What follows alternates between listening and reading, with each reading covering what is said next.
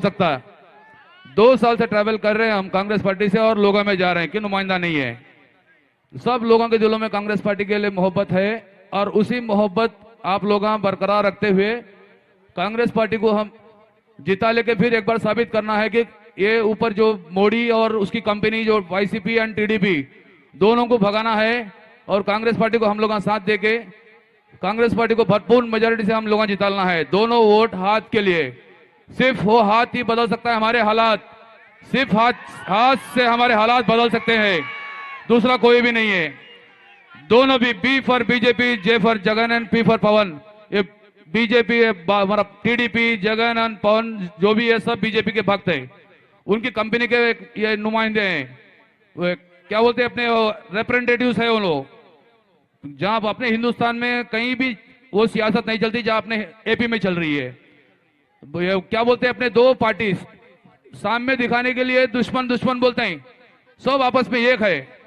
वो एक पुरानी कहावत है, एक वो क्या बोलते हैं अपने दो चोर, they both are sailing in the same boat, बोले ऐसा, एक ही बोट में एक ही मायने में दो तलवार, उस तरह से धोखे में रख रहे हैं।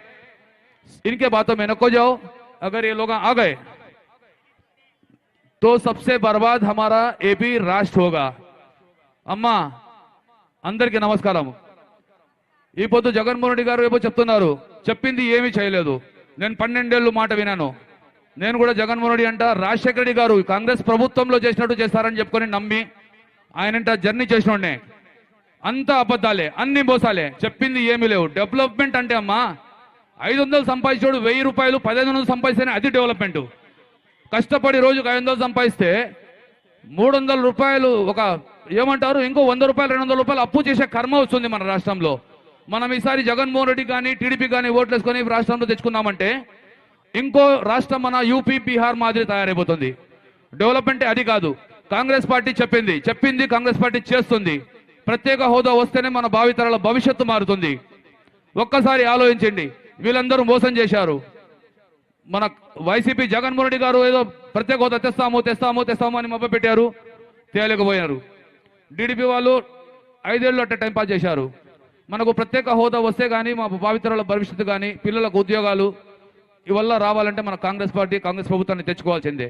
దయచేసి ఒక్కసారి అవకాశం ఇవ్వండి। Both votes, vote for hand, హస్తం గుర్తుకే మన ఓటు। జై కాంగ్రెస్, జై జై షర్మిలమ్మ, జై హింద్।